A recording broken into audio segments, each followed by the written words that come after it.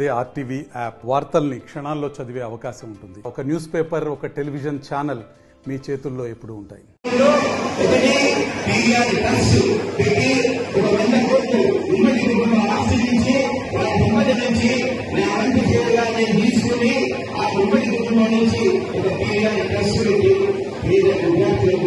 విద్యార్థులకు ఫీజు కట్టడానికి, విద్య చేయడానికి కోచింగ్ నుంచి ఇన్స్టిట్యూట్స్ పెట్టి వాళ్ళకి లైబ్రరీ పెట్టే విధంగా ఖర్చు పెట్టే ఆలోచనలో ఉన్నానని చెప్పి మీకు చెప్తా ఉన్నా. అదే కాకుండా ఇలాంటి మేనేజర్స్ పెట్టి మన కార్యకర్తల పిల్లలకు, మన పేద పిల్లలకు రూపాయి అంటే రూపాయి ఫీజు రుసుము వసూలు చేసి ఈ ఫంక్షనాన్ని కూడా 9 నెలల లోపల సంగారెడ్డి ఒక ఫంక్షనాలు కట్టి, సంగారెడ్డి కానీ సంబంధించి కట్టి మన నియోజకవర్గంలో అందరికీ కూడా అందుబాటులో ఉన్న కార్యకర్తలు చూస్తానని చెప్పేసి వాగ్దానం చేస్తా ఉన్నాను.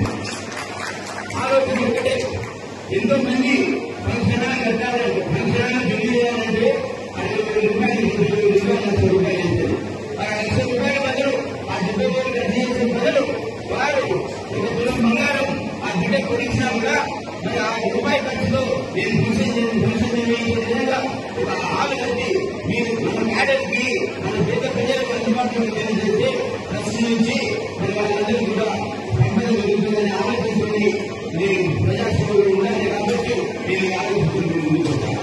అదేవిధంగా యువతకి కాంపిటేటివ్ ఎగ్జామ్స్ కానివ్వండి, పోటీ పరీక్షలు కానివ్వండి, నేను ఇందులో కలెక్టర్గా ఉండి సమాజానికి చేయవలసింది నా విద్యని అందరికీ కూడా తెలియజేసే విధంగా నాకు పరిజ్ఞానాన్ని, భవిష్యత్తుని, నాలెడ్జిని సమాజం కొరకు, యువత కొరకు, విద్యార్థులకు ఇవ్వాలనేది నా కోరిక.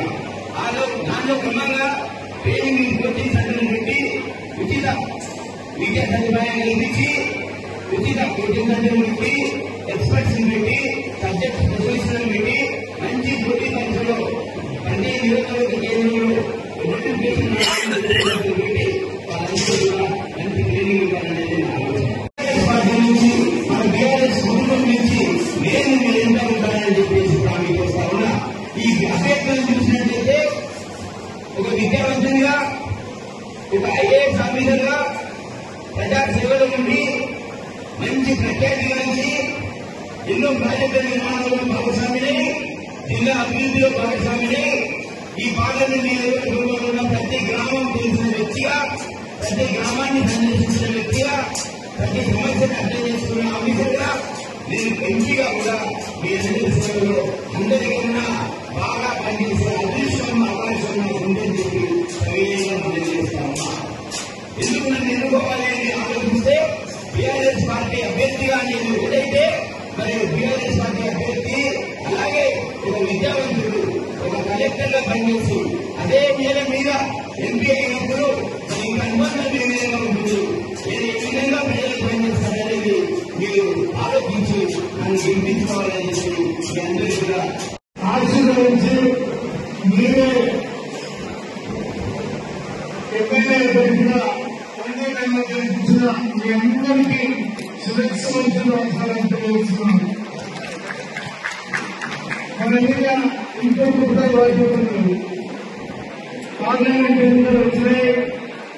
మన అభ్యర్థి ఎన్టీఆర్ రెడ్డి గారు మరి వాటిని మన కేసీఆర్ గారు ఆశీర్వదించి పంపిస్తే మీ ఆశీర్వాదం కోసం మీరు సపోర్ట్ కోసం మనం ముందుకు వచ్చాము.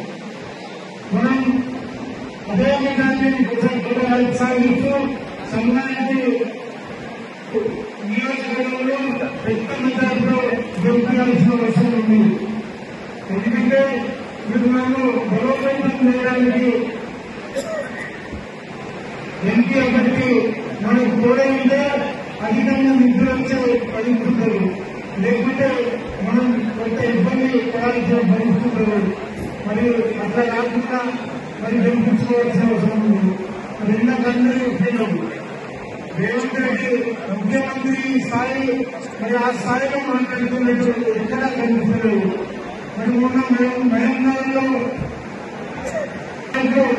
మేము మానవ వనరులంట రోజు మెడవేసుకుంటా మనం పెద్ద మీద మహంగా కూడా అడుగుతున్నామని చెప్పి ఆయన మరి సభలో మాట్లాడే సంగతి మనందరికీ తెలిసిందే. మరి ఈ గత కుటుంబాల కింద మరి మనం పార్లమెంట్ మరి ముఖ్యమంత్రి మాజీ ముఖ్యమంత్రి కేసీఆర్ గారు గత మరి హరీష్ రావు నాయకత్వంలో పెద్ద మెజారిటీతో మనం వెంకటరామయ్య గారికి గెలిపించి కేసీఆర్ గారికి గౌరవంగా ఇవ్వాల్సిన కృతజ్ఞత మనందరి మీద ఉంది. మనం ఒకటే అడగాలి, ఈ రేవంత్ రెడ్డి ఏవైతే ఇచ్చిందో ఏమన్నా అమలు చేస్తే మీ దగ్గర ఓటేయండి, అమలు జరగలేదంటే మనం టీఆర్ఎస్కి ఓటేయండి. నేను సంవత్సరం నేను ఉపదేశం పోరాటం చెప్పాల్సిన అవసరం మన మీద ఉంది.